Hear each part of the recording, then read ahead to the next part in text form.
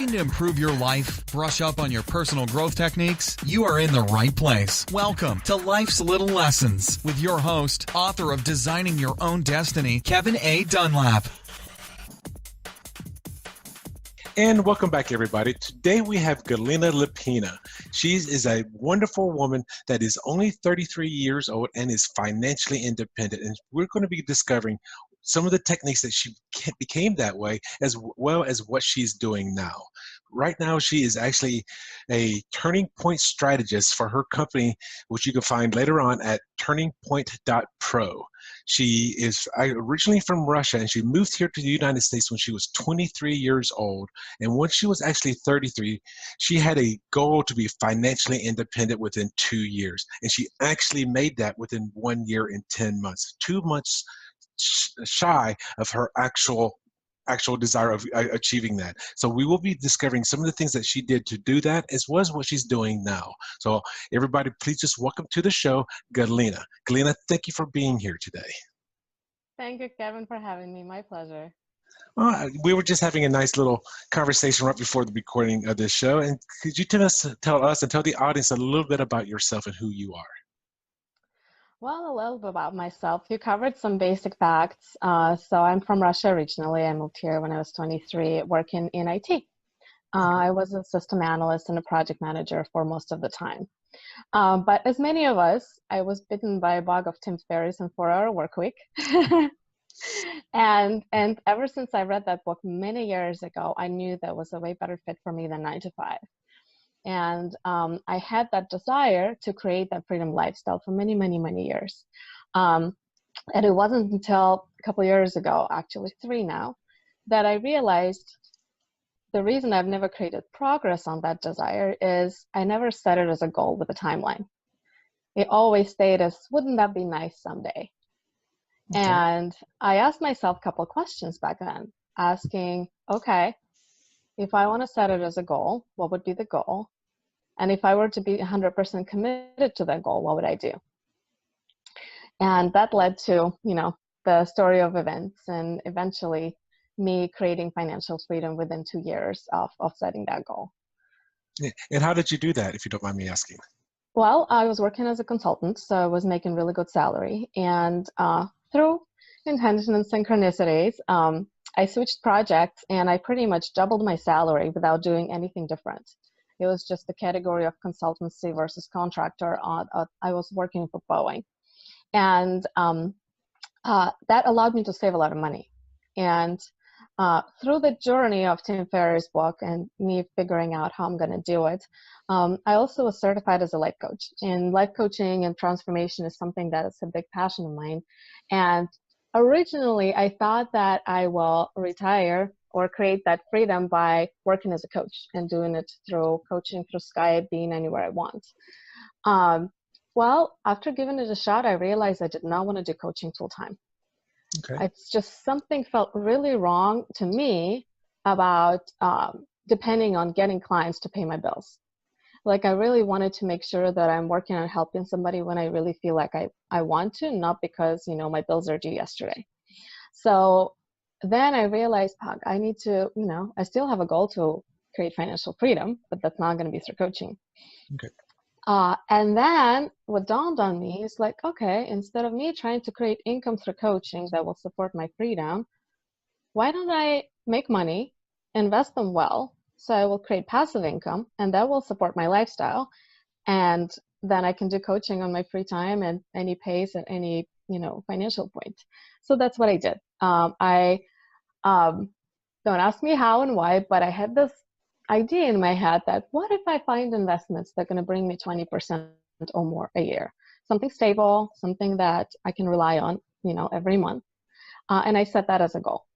And I found the investment. There's a website investment company that I invested with that was exactly that. So with all the savings that I had through my job and, making more and more every year, within 2 years, I was able to hit 6 figures of passive income. And that was the moment when I gave notice to my boss and quit. And how long ago was that? That was a year ago. A year ago? Well, congratulations. And at the age of 32, age of 33, you were financially independent. Yeah, so to do a little bit of Twix too fast, so I got independent at the age of 33. I'm now 35, a Okay. year and a few days later. Okay. And my goal was set a couple years before that, so I guess that was 31. Yeah. Oh, fantastic. And what kind of investments, or is that something that you can share? Oh, absolutely, I can share. There's a company, you can check it out at incomestore.com. And it's a very unique company. Bill and Ken brothers who are running it in different capacities. Ken is the CEO, and I met Ken as he was speaking at one of the Peak Potentials trainings at the weekend seminar called Never Work Again. That was a 3-day seminar about passive income. And the moment I saw Ken on stage and he was speaking about their company who's been, 20-something year in business, doing websites for companies, and for the last few years, diving into the world of people just investing in the websites and them doing all the work to acquire a site, manage it, and then splitting the profits with the investors. And the moment that he said it's completely passive, that there's a stable return that they guarantee in the contract, I knew I was in. So I spoke with Ben and Cal for a little bit. They're amazing people, such high level of integrity. I could feel it right away. And that's what, gave me trust to invest with them. And, I got my first site. A year later, I got my second site. And a year later, I got my third site. And that's where I hit my goal. So Okay. go check it out, incomestore.com. I think as of right now, their How It Works page has my video. They invited me to speak on their digital footprint event in Atlanta 6 months ago, where I was able to share my story of retiring in way more detail. Oh, fantastic. So I'm assuming you're not the normal person through their company, but you're definitely a good case study. Yeah, For them. yeah, and they're mostly of their customers are the ones who are looking for a higher return on investments with low risk. And they have a lot of corporate clients, a lot of business owners who want to diversify maybe with real estate or other investments that they have. Yeah, so if you go check it out, if you want connections, ask for Bill Courtright, and he's awesome. Okay. And what is it that you're doing now? What I'm doing now, well, I retired a year ago, and I spent some of the time just for the reset. I went to Europe to travel. I visited Russia, and then after living in Seattle for so many years, I realized I want to be in a warmer place. So I went and I lived in Mexico, Playa del Carmen, for about 4 months. And by the end of those 4 months, I realized, laying on the beach is nice, but it was time for me to figure out what I'm meant to do. And I knew it's going to be around coaching, personal development, helping people really create the lives that they like and not just the lives that, they live by default. And yet again, those 2 questions that I asked myself. If I haven't figured out what I'm meant to do, what was actually my level of commitment to figuring that out? Mm-hmm. And I realized my level of commitment was not 100%. It was in and out all this time. And I was like, okay, if I were to be 100% committed to figure it out right now, what would I do? And the first thought that popped up was hire a coach. So I went and I already had my coach for some time, but I realized I needed some fresh blood, fresh opinions, fresh points of views. So I put fillers out and I talk to friends and say, hey, this is what I'm figuring out. Who's the best coach you can recommend? And my friend Kathy, she's like, well, I have 3 people for you. So you can interview all 3 of them and decide for yourself who is the best fit. And I did. I interviewed 3 of them, and one of them, actually, they're 2 because they're business partners. Gina and Raj were the choice. So I worked with them for about a month and a half, 2 hours every week, really going through whatever, limiting beliefs I had that was clouding the clarity. And middle of July, it hit me. Like I cleared all the blocks that I had around creating that clarity. And also I went to a workshop, a weekend seminar with Stefan Stavrakis called True Value Articulation. That was a positioning workshop designed to kind of pull out of me what I'm meant to be doing and then put it in a specific business project that I could focus on. And that's how Turning Point was born. I realized through my years of coaching, I really was best helping people who are ready to create change. And I came across a lot of people who said they wanted, but they didn't. And that kind of trickled out my fulfillment with coaching over time. And I was kind of like, I know I need to do it, but it has to be another way, another approach. So what I'm doing now with Turning Point is I'm working with people who already achieved certain level of like financial success, or like real world what people call success. Like you have a good job, you're making good money, you have a good position, or you have a good business. But I really am called to like serve people who are that way, and they have this nagging feeling like, fuck, there's more to life. There's more to life. There's more fulfillment. There's something that I'm meant to do, and it's not it.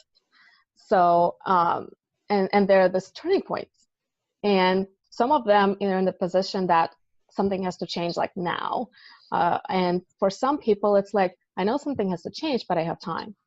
So what I do with those people is they usually take my turning point assessment that for those of you who are going through transitions, you can find at my website, point.pro. And it's a complimentary assessment that you can take to really identify what are the elements of change that you already have handled and what are the points that you maybe need to pay attention to. So people usually take assessments, and then we jump on a call to talk about where they are, what are the desires are, and what kind of support they need. And if both of us feel like a hell yes to work with each other, then we get together for a day. One day, 8 hours. And we set the specific goals to achieve in those 8 hours. Usually it's the clarity of the new directions, figure out what fulfills you, and then the strategy to transition into that new life. And then one day we design it. And you do this in person, on the phone, Yes. or how do Yeah, one days we usually do in person. I have exceptions for people, you know, who live on the other side of the planet, that we could do like 2 half days over Skype, but definitely preferably in person. Okay. Now, when you're meeting these people, are the turning points like financial turning points, career turning points, emotional relationship turning points, or what kind of people do you mainly tend to work with? That's a great question. And it was a challenging one for me to decide on, because in my life, my passion is about growing all areas of my life. And at different times, there was different areas. Sometimes I would dedicate more to career, like me achieving financial freedom. Sometimes I dedicate more time to health. Like I've been raw vegan for almost 2 years, and I'm going through a lot of detoxes and always looking for ways to tune in my health. Relationships, I've studied so many hours in personal development and communications and sexuality as it relates to relationships. I want to do all of it. But as my mentor Stefan told me, and which is true, you can't do all at once, not at start. So right now, my focus is people at a turning point as their career, as their life fulfillment, as their career or business, as their calling, their purpose, that. Once I get that off the ground, for sure, I'm going to address turning points in relationships and health to start with. But at the moment, it's purpose and career. And I want to put you on a little bit on a challenge right here. Totally. And this is just because I'm curious, and I think some of the audience members may be also curious, is the challenge was, you know, about people in their careers, and when you hit that financial retirement or financial, the day they say, hey, I can be financially free. How was it for you to actually quit your job, you know, give your notice, and what was it for you, your lifestyle? Because now you don't have that 9-to-5 job that you're going to anymore, that 40 hours plus a week that you're putting in. How was that a change for you? Thank you for this question. It was challenging.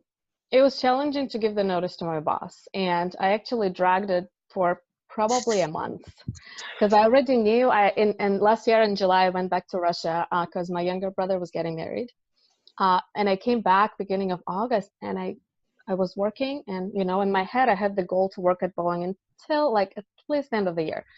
But August came, and I go to the office, and I realized I can't do it anymore. And I couldn't focus, and I couldn't get myself together for like a week or two. I tried, and it was just like I was not performing as I usually am. So actually I had to talk to my manager, who has been the best manager I've had in my life. And I really care about her.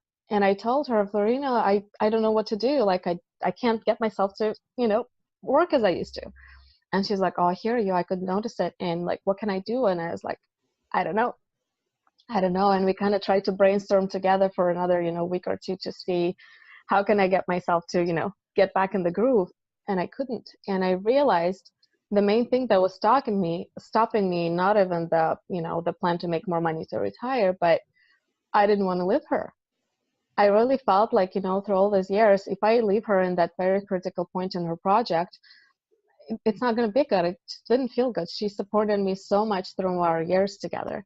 But then what really hit me, and that's what made my decision, was I realized I'm not doing her any good by staying here but not being good at what I do. Mm-hmm. And that really is like, oh, so me quitting will actually be the best for her as well. So I gave her the notice, and regular 2 weeks, I knew it's not going to be enough. So we made an agreement that I will stay for up to a month later after those 2 weeks, so she can find a replacement. I can train the replacement. So the last month I was not in the US anymore. I was traveling Europe and working remotely. But I stayed there for an extra month just to support that transition for the project and the new person coming on board.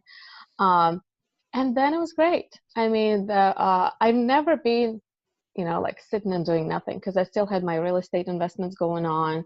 I have a couple of fix and flips I'm doing.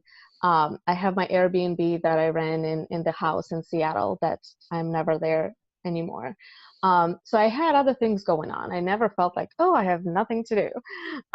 But there was this kind of breathing room of, waking up and deciding what I want to do and where I want to do it and where do I want to be and who do I want to spend time with. And yeah, it was a very interesting times for sure. And I'm going to say something. This is something that we kind of shared before the call. Is right now you say your personal residence back in Seattle is you're never there, and we've already talked about personally, not on the show, that you've pretty much moved all of your personal belongings into storage, and you're renting out the house Airbnb. So right now you're living kind of like the American dream, where you're just on the road, you're just traveling all over the place. Is that correct? At the time of this recording, you're actually in a hotel room because you just left going for one event and you're on your way to go somewhere else. Yeah, So I'm currently in Carlsbad, close to San Diego. Probably going to stay here for another week and then possibly go back to LA. I know I'm going to getting back to Seattle December 7-ish to babysit my brother's kids. My twin brother from Russia just moved to the States in May this year. So that's what actually brought me back from Mexico into the mainland to help them get settled out and stuff. So I'm still going to be coming to Seattle, not just for my house, but now for my family here. But yeah, pretty much my life right now is feeling into what calls me next. Like, what's the next place that will be beneficial for my growth, for my business growth, for the relationships I want to establish, and then going and staying there. I'm actually open to find a new kind of like home base in a more warmer climate, because Seattle winter is not good for me at all. And I love Mexico. I loved Playa del Carmen, but I feel like in the stage of growing my business turning point, I got to be closer to my potential customers. And in Playa del Carmen, there's way fewer of them. And you need to be probably in the United States anyway, just because of being able to phone contact and also accessibility to you to be with your client live, for that 8-hour full day event as well. So Well, that is less important because like Playa del Carmen is, next to Cancun in Mexico. It's direct flights anywhere in the States. So for the accessibility, it's a great location. But yeah, definitely the state sounds much better right now. Is like LA area, San Diego and San Francisco and maybe Seattle. I actually love Vancouver, Canada. Absolutely love the place. A bit rainy for the winter, but yeah, it's just creating that momentum and creating this I'm like, in the last month, I've attended a couple events. I spoke at the Digital Footprint event, again, this time in LA. And then I attended another event here, Magnify Your Wealth Summit with Aaron Young in San Diego. And I'm meeting so many great people, like people who are entrepreneurs, who are driven, or people who have a job, but they have bigger goals. And yeah, I'm just feeling so inspired. You know how they say, wherever you go in, like you're the average of like 5 people you surround yourself with. yes. And I realized, me working in corporate, most of my friends were in corporate. That is true. And I realized if I'm taking off in, in the business world and financial freedom, I got to have new friends. And that's what kind of part of what drives me to go to conferences and events, to meet people who are like-minded, who are going in the direction that I'm going. And that's a very good point that you made there. So those of you that are out there either watching this video or listening to this podcast, Galina just said something that I think is one of the most important things that you need to be aware of. For those of you that are looking to start your own businesses, you need to be around other people that are either have started their own businesses or are in the same boat that you are. That could mean going to conferences. That could mean going to workshops. It could mean going to meetup groups, something along those lines. Because she said it exactly right. You are the average of your 5 closest friends. And that's going to be education-wise. That's going to be your own concepts of whatever you're looking for. That's going to be financial. It's going to be in all of those areas. Because if I were to give you a homework assignment right now and say write down your 5 closest friends, and then you write down what is their estimated income that they're making, I will almost guarantee you that if you add that up and divide by 5, it would be within 10% of what your income is right now. And it doesn't matter if they're making $30,000 a year or they're making $5 million a year. Your closest, because you tend to hang around with people that you feel comfortable with. And if, for an example, if you were a multimillionaire, would you be hanging out with people on a regular basis that were making $60,000 a year? Most likely not, and most likely they're not going to feel comfortable around you anyway, because they will look at you as they'll put you on this kind of a pedestal. It's just the way human nature is. So I'm glad that you said that, Galina, because you are now looking to expand your business and be around other entrepreneurs, and going to these conferences is the perfect way to do that. And we actually met at a conference. It may have been at that same class, Never Work Again. That may have been a class that you and I actually took together, because those people. Excuse me, those people, because I vaguely remember Bill Courtright, whoever it was, that was actually giving that presentation. So I know we've been to a couple of conferences together, so that's how we kind of know each other. Yeah. So I'm going to go ahead and go through some of the things that we normally cover in my show. Is number one, I'm going to start covering some of your successes. This could be the successes that you had early on for Turning Point, or successes that you're currently having with Turning Point, or successes that you've had in your other areas of your life in becoming financially independent. Would you be willing to share some of those? Oh, absolutely. Where do I start? What I realized, what inspires me in other people, and those are the things that I'm mostly kind of like acknowledging and grateful for in my life, is when we set goals that to other people seem crazy, and then we hit them. Yes. I was living in Russia, and I was finishing college. I was still in college in the university. And, I was talking to my boss, and he's like, well, what are your goals? What do you want? And I was like, I don't know. He's like, well, if you could have anything, what would you do? And I was like, I'd want to become a project manager and move to America. And they're like, okay, well, let's see how we can reverse engineer. And he did this NLP exercise with me, like imagining myself there and then walking step by step, actually backwards, to see what are the steps I need to take. Just great exercise. If you ever, are at par of, know how you like go towards your goal, go backwards. It really works. Probably, let me think, how long did it take for me to move here? A year and a half since that exercise. I was living in the States. Wow. And at that time, I've never even been to the States. So since then, I went to a few business trips with my company and then eventually moved.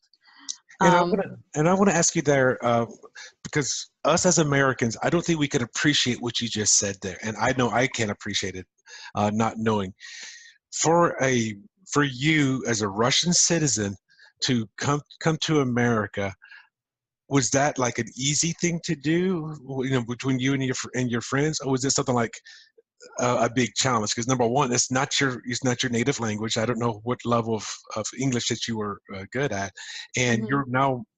I mean, I think if let's say us as Americans, if you say, "Hey, I'm going to get up and move to another state where I don't know anybody, or I'm going to move to Mexico, or I'm going to do whatever," we may think, "Okay, that's a big deal." But now you're flying across an ocean.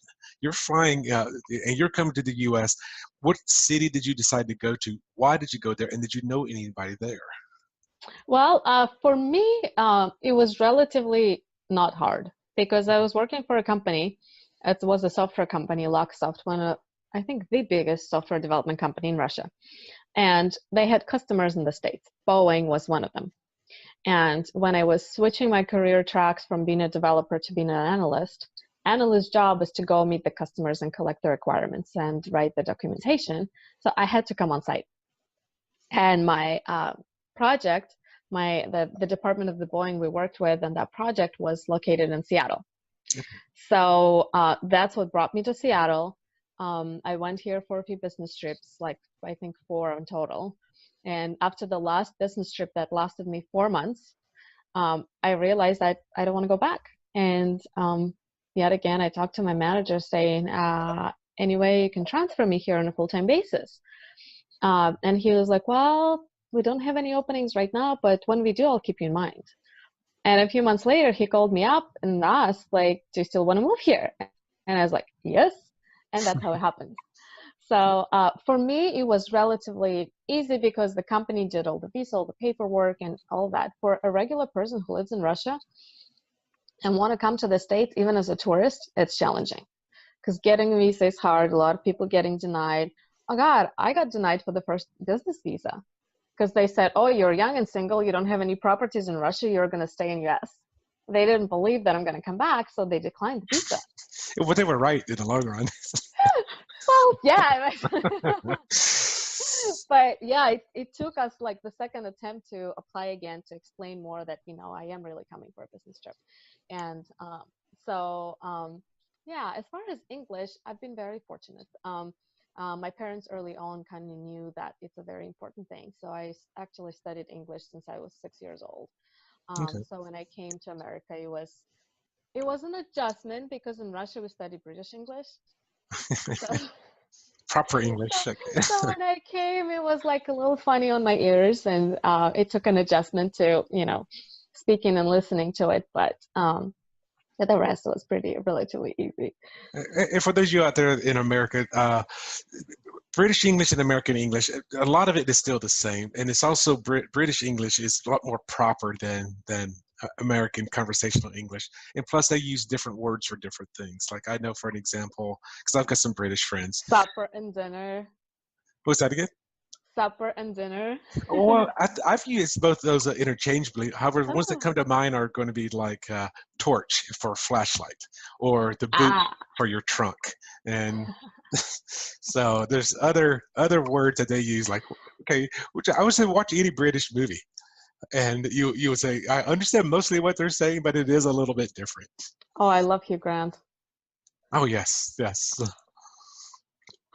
And so tell me a little bit about some of your the challenges that you've had, either with your current business or with your investments. Well, my lowest point would probably be right about a year before I decided to create financial freedom. And that's around the time, actually, we met a little after, but it was the time when I was doing a lot of big potential courses. And it was the year where I, made an agreement with my boss to work remotely and part-time, so I would be able to, dedicate more time to studying and working on my coaching business and just study stuff around life and business. And those courses with big potentials at a time for me, they're quite expensive. Like I spent a few tens of thousands of dollars on them. And as a smart, maybe, investor I was like, why would I want to spend my own money on this? If I can go and get a 0% credit card that is gonna, will be 0% for a year and a half. And by that time, hopefully I'll apply all this business knowledge and make this money and pay it off. So I opened like 2 or 3 of those cards. And, but that was actually a smart decision. What wasn't that smart is I didn't keep track of the timer. And I didn't keep track. I was like, oh, in 6 months, I got to pay it off. And besides the courses, I started, putting my life expenses there too. And what happened is Boeing had layoffs. And they have a rule that before they lay off any Boeing people, they have to lay off the contractors. So here's my boss calling me up and saying, hey, I can only keep you for 2 more months and then I have to cut. And I was like, oh shit. If I'm not going to have this money coming, I can't pay off my cards. And I'm like not a fan at all to pay like, credit card high percentage fees. So it was that time that was really, really challenging where I knew I had no money and I tried to find a new job and I couldn't find it as fast as I wanted. And I was in the state, I was like, fuck, like in like 3 months, I have to pay it off. And I don't know how I'm going to do it. And, the job is not, coming. I was a bit stressed. A bit is an understatement. and thank God I had a boyfriend at the time who was really supportive, emotionally, not, financially, but he was like, look, you're going to make it. Like, you're creative, you're going to find ways. And he's like, you're out of a job, relax, like, enjoy your time. Like, it's nice to like not. And I was like, no. Like, if I know I have a job in the horizon, that I can relax.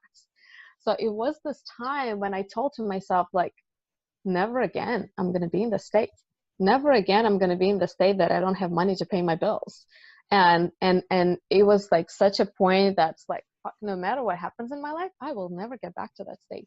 And I think that's what really propelled me. Well, long point short, 3 months later, I did find a position.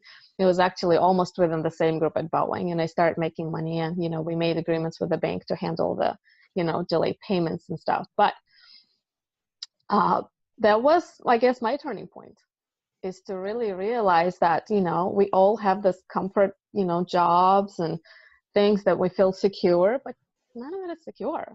Like, us having a job can change any moment, and then what do we do? Do we have enough savings to support ourselves for many months, or do we not? So when people say, oh, I have a job, I'm scared to start a business because this is secure, this is the biggest misconception. Because at least when you run your business, it's up to you to make it successful. And when you're at a job, sometimes you can't really control certain things. Well, and I'm going to share, since you're being so vulnerable, I'm going to share a story with you as well. And big hugs out to you, by the way, because I see you're emotionally stressed right now. It was, yeah. Yeah, in 1999, I was working a full-time job as a computer programmer, and this was in June of 1999. I was working on something known as, and I don't know if you were in the States at this time, but it was something known as Y2K, which was the year 2000 change. It's when, because everything was, all the dates, the years were in. Okay. When 2 digits of 97, 98, 99, and they were afraid that when we go to 00, that it's going to think it's 1900, not 2000, and therefore the whole banking institute. I mean, there was a huge fear going on in the States at that time. And I was finishing up a gig with I was working for a company called CTG, which was part of a subsidiary of IBM. So we were contract employees, and I was being subcontracted at a bank right at that time in North Carolina. And I decided to go and say, hey, I'm finishing up my gig here. They haven't found me another subcontractor gig to go to yet, kind of like with you, would be the contractor. And I said, well, you know what? I've always wanted to go to stunt school because, I was wanted to get into the stunt industry. And I went to Seattle in 1999, in July of 1999, for 3 weeks. And I said, well, I got 2 weeks vacation, so I'm going to take that off. I'll use my 2 weeks vacation, and then I'll take, another week as well. And we were always paid 2 weeks in advance. Our paychecks came 2 weeks after we got paid that we worked it. So I went to stunt school, and I came back. And when I came back, my boss would say, we haven't found another gig for you yet, just hold on. So I held on, getting paid for like 3 weeks of just sitting around not doing anything, kind of like, living in limbo. It's like, what's going to happen next? And then my boss gave me a call and says, oh, by the way, we can't find you another gig. We have to let you go. Since this is the middle of the year, you didn't earn that second week of vacation, so we're going to take that out of your prepaid week that you paid you. And by the way, since you took that second week off, we're taking that other week out of it as well. So therefore, we're letting you go, and you have no severance package. And like, okay, what am I going to do now? And I was floored. I'm kind of like yourself. I mean, I was emotionally distraught. I had no income coming in. I mean, basically, I was not retired. I didn't qualify for any kind of, I didn't know if I qualified for any kind of benefits or anything. And that turned me off to corporate America. I've never worked a full-time job for corporate America since 1999. Now I've done part-time as a teacher and bartender and things like that until like 2003 before I moved to Las Vegas. But I fully feel where you're coming from. And for those of you that are just listening to the show, Galina was going through some very emotional stresses on her face when she was reliving this story. So she understands what it's like to be at that bottom rung there, just like, okay, just so distressed. And then what is it? 1 year later, 2 years later, you were financially independent. So this is a phenomenal person to really get to know. And I think what you have to offer, because you've been there, you're not talking like, you read financial hardships in a book or in a newsletter or something like that. You actually hit that point. You understand emotionally what it feels like. When I lost my home to foreclosure during the housing crunch in 2007, I still remember sitting on the staircase the night before, after I'd moved everything out, making sure I had all of my little things, walking through the house one more time. And I just sat down in that staircase, and it just felt like so diminished, so just, just I was completely distraught. I sat there and cried. And then when I locked the door and left, for that time, and I think there was a lockbox on the house because, well, no, there was. I don't remember what I did with the key, but I ended up just, I walked away from that house. And this was probably about a month before the foreclosure, but I had already gotten the notices, and I just went ahead and moved out anyway. So, I mean, I've been there. Some of the listeners and viewers have been there as well. And thank you for sharing that story with us. That's really, Yeah. it's really nice that you're willing to be so vulnerable. Yeah, one of the things I wanted to add to the listeners who maybe are going through hard times financially is, in those times, it's really, really, really hard sometimes to keep your eye on the goal. And it gets much easier just to focus on the things that are not working, and the stress of the current day. And what I know was the reason that I got through it was really, okay, I'm at this point now, but what do I want? And not just what I want, but what am I committed to? Okay, fine, I'm sitting without a job, not ability to pay my bills, but what's my goal? And once you get that, and you get in the right state of intentionality and the right state of action, and also trusting that everything is for the better, that was a big part of what calmed me down at the moment, is knowing that it is for the better, that I'm always supported by universe, God, whatever you believe in. And if I'm in this state, there is a reason and there is a gift, and I gotta find it. So just that part of like letting go of resistance, letting go of like judgment of the current situation, or like this desire to like get out of it as soon as possible, and just really kind of like relaxing into, not relaxing and sitting on the couch, but kind of breathing through it, is like, okay, it's fucking hard and challenging and I'm very stressed, but somehow, some way it's meant to be right now. And somehow it is part of your journey, and somehow it's preparing maybe you for something greater. And every time you get stressed, refocusing on your dreams, your goals, your commitments to yourself and life. Like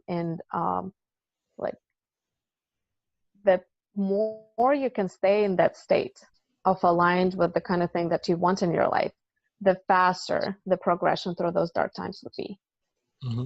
And we're all going to have dark times, and I still feel like those dark times are sometimes the most rewarding things that we can have in the long run, in the future.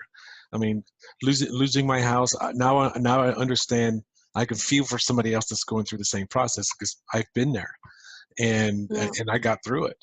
And as long as you don't let it beat you, meaning that you do something stupid like harm yourself, or just get so distraught that you start doing drugs or alcohol or whatever, you learn from that. And when have hit rock bottom, and here's the funny thing is, when you've hit rock bottom, you can't go any lower. You can only go up from there. Be careful what you ask for. But yeah, another saying came to mind. I don't remember the exact quote, but it was something along the lines that for the companies or individuals, when you're in those like tough times and you're kind of like squeezed by life, your true nature comes out. So it's a real test. Like for those people, for some of us who are like, we're like positive thinkers and we like trust everything is for the better. When you get in tough situations, do you stay in that state, or do you go into all life sucks and whatever? And if you are in this tough situation, are you still be generous with people around you, be kind, or do you start becoming, like resentful and judgy and out of integrity? Because how you are in those tough times, it's not just, oh, he's stressed, he must be that way. It's like, no, like true nature of people and how they are really come out with those two moments. So it's also nice learning opportunity about yourself and see like which parts of you maybe you got to integrate and address if there are any, like childhood fears and whatnot, and really refocus on the kind of person you really want to be to create the kind of life that you desire. And to dovetail for that as well, one of the things I would also suggest is having at least one other person in your life that you can share this with, and to kind of like a accountability partner where they can say, okay, I understand what you're going through now. Let's figure out how we're going to let's work on the solution rather than focusing on the problem. Having somebody else there with you to do that, even though it may be embarrassing. I know when I lost my house to foreclosure, for 3 years after that, none of my family members knew that I lost the house. They would say, "What happened to your house?" I said, "Well, I got rid of that house." That's how I explained it. Now I did get rid of it. I just got rid of it because I took it. But I made them think I sold it. So I was personally embarrassed about the situation. However, I got through it, and I know other people that got through it, and yeah, and you got through your situation, and if those of you that are having hard times, it's going to get better. Just focus on the solutions. So Exactly. now, well, you just shared some very early challenges, and that was a huge challenge that you went through, and I want to say again thank you for that. And as we're about to wrap this show up, are there any lessons or any upbeat moments that you would give to any entrepreneur getting started, or to somebody that's just starting up, without giving too much away of your Turning Point program? So anything that you would like Any to share, upbeat moments or strategies, or lessons? or lessons? Yes. What came to mind right now, and I feel called to share, is actually a story from early on in my life. Okay. And I was living in Russia with my parents, and my dad, he was a very, very confident, very strong individual, but sometimes he had this like say that he thinks he knows best for what was best for us as kids. Of course. And I was in this kind of early like rebellion attitude, wanting to do things. And he's like, no, you can't do it. And I was like, well, why not? I want to do it. Like, I've done my homework. Why can't I go and, play? And he said something that pretty much defined the course of my life. He said, until you live under my roof and I pay your bills, you're going to do what I say. Okay. And, for many people, it could be like a very depressive kind of state. But for me, it was like, oh, that just tells me what I need to do. I need to move out here, and I need to start making my own money, and then I can do anything I want. And that's what got me on the course that, I moved out of my house when I went to college, and I started making money as soon as I can, and the rest is history. The lesson and, the inspiration, what I would offer the listeners is, it's not the life and what happens to you defines you, it's how you react to it that does. And it's not my saying, I didn't invent it, but it's no matter what's happening in your life, whether it's really great or really stressful, it's up to you to define how you want to react to it, and that will define the kind of results you'll create. Very often people, they say they have traumatic childhood, but that really was a springboard for them creating awesome life. And there are people who have awesome lives and they just become complacent and kind of cruise through life. So, just that trust that whatever needs to happen for you to get to that next level, you'll face, and it will be up to you to take the right action and reaction and stuff. Thank you. That's actually the name of my company is called Plentiful Perspectives, and that's basically what you just said right there. Is there's always another way of looking at something, and your way may not always be the best way. And you're absolutely right. You just changed your attitude when your dad said, "If you live under my roof, you have to follow by my rules," and that's a very common saying here in the States as well. And that way that you looked at it was, instead of being restrictive, that gave you like, "Oh my gosh, I got to get my own roof." So that's a wonderful way of looking at things. Yeah. And there's another thing that I really want to share. And that's what motivated me my whole life. And that's why Turning Point is, too many of us live life by default. Mm-hmm. Like, we grow up and we go to school and we go to college and we get a job, maybe start a business, but we do it because, we think that that's what we should do. That's how life is. And thank God for Tim Ferriss, because it really kind of broke the mold for me of what's possible. And what I always felt from very, very early on, like I never felt like a fit in the Russian culture, because mostly about survival, is like, there's more to life than this. We're here to fucking enjoy and have fun and play and create some awesome stuff. And it doesn't have to look like anybody. And everybody is very, very unique. For what works for one person doesn't work for the other. For somebody, job is the perfect thing. For somebody, job is absolutely the thing that kills them. Mm-hmm. So what really motivates me, and what I want to inspire people, is to really look into, what do you want? Like, what is the kind of life you want to live? And if you wouldn't think about what's possible, like if you don't limit yourself only, oh, I think it's possible, therefore I'm going to want it. Like if you take the lid off and say, okay, if I would have a magic wand, what kind of life would I want to live? What would be my lifestyle? What would be my lifestyle with my career, contribution to society, and finances? What would be my lifestyle as relates to relationships and family and health and fun and really kind of connect to that. And if you can't, because for me that was the biggest reason, I didn't know what I want, work with somebody, hire a coach, go to transformational workshops, do whatever you do to figure out what you want. There's so many tools these days to be able to do it. And once you figure out what do you want, go for it. Like, commit to it to start with. And then once you commit, you'll get whatever you need on the way, whatever support you need, whatever learning you need. Like, we'll live in these times when, you know, the whole saying of anything is possible is more accurate than ever. So just, it kills me when people live average lives just because they think that's all they can have. And it's all they can have because they haven't committed to something bigger. Mm-hmm. And for those of you who know what you want but are struggling on the way, well, no, you're already one step ahead of most people. You at least know what you want. Yes, it's That's true. a big win. And then the how and the process, it's a process. We don't get all the answers up front, but once you start going, and you'll get the next steps. You'll get the next steps, and just keep going. Just don't give up. And I'm glad you said that, because I actually mentioned that in my book, The Designing Your Own Destiny. It's actually in the introduction to the book, and you actually hinted at this already during the show.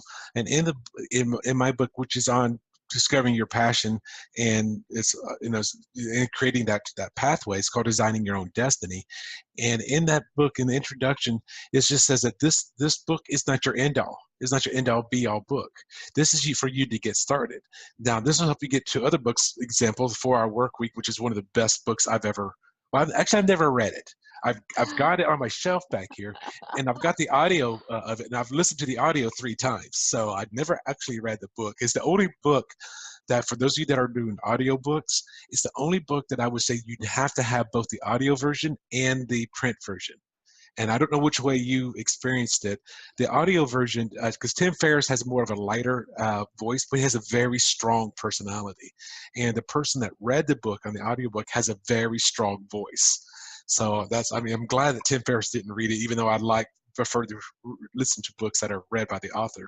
But that book, it goes through at least the last 1/3 of the book. If you're listening to it, he probably goes through at least 100 different websites. It's like, there's no way you can write all these websites down by the spelling that they may or may not be the way you think it's going to be. That's why you need the print version of the book. But going back to what I was saying about my personal book, is it's not the be all end all book. Just like you said with having a coach, I hired this coach for a month and a half. That coach got you from point A to point B, but they're not going to get you to point C. You need to go hire another coach to get you from B to C. And that's what I said in the book was, this book is kind of like, it's to teach you high school football. I'm not going to teach you how to play in the NFL. That's for somebody else. This book is to get you from this point to that point. Then from high school football, you're going to go to college. And college is you get another coach to get you how to play on the field in college football, which then if you get picked by the pros, then you can get another coach for that. You cannot have that. And that let's say I'm a Green Bay Packers fan. That Green Bay Packers coach is not going to teach middle school football. It's completely different concepts there. So I'm glad you said that. If you're struggling and you're not struggling, if you're wanting to get something and get further, go and hire a coach. You can hire myself as a business and entrepreneur coach. You can hire Galina as your turning point strategist. You could hire any of a number of other people and just get started. And the fact that even if you don't even know what is it that you want to do, that's kind of half of what a beginning coach is going to be there to do, is to help you figure out what is your passion in life. One of the things that you mentioned, I call it the wheel of life. Other people call it the life wheel. And in my book, I talk about there's 10 different areas of your life. When it's going to be career, when it could be health, when it's going to be relationships with your significant other. Another one's going to be your relationship with your friends and other family. It's going to be, what is your leisure? What is your fun stuff? There's so many different areas of your life. And it could be that you need to focus on your health right now. Well, let's go hire a personal trainer or a dietitian or whomever, and let's get that in order. If you're going to start a business, then get around people that are starting businesses or hire a coach to help you get you started. So thank you for sharing with all that, Galina. I really appreciate that. And now, if the audience members wanted to get a hold of you, what is the best way for them to get a hold of you? You mentioned your website earlier. Would you mind mentioning it again? Yeah, so my website is point.pro, and there's a contact form and take action page. For those of you who are going through changes, I highly encourage you to go and at least take my assessment, because it's complimentary and you will get certain clarity around the things that you got to focus on. Also, I offer a complimentary consultation after you take the assessment. The point of the consultation is not for me to convert you into my client, but is to me really see where you are, where do you want to be, and what do I think is the best method or path to get there. Because throughout my life and the last 8-9 years in personal development and coaching, I went through a lot of courses, a lot of people, and a lot of things. And when people speak to me and they got on the phone, it's like, hey, this is where I'm at, this is where I need to be. And it's like, okay, you need to go and take that course, or you need to go and read this book. So my purpose of that complimentary consultation is to share with you what I would do if I were in your shoes. And if for some of you, I feel like hiring me would be the best way, I'll let you know. And of course, it'll be, common choice to do that. But mostly, like, what drives me in like offering those complimentary consultations is people who are taking a step to reach out and ask for help. I want to make sure they get it. And it might be just me pointing them in the right direction, me like recommending them a book or whatever, like I said. So if you're feeling like, you're in a change, how Ken Kortrite said, you're either in a storm or getting out of the storm or getting into a storm.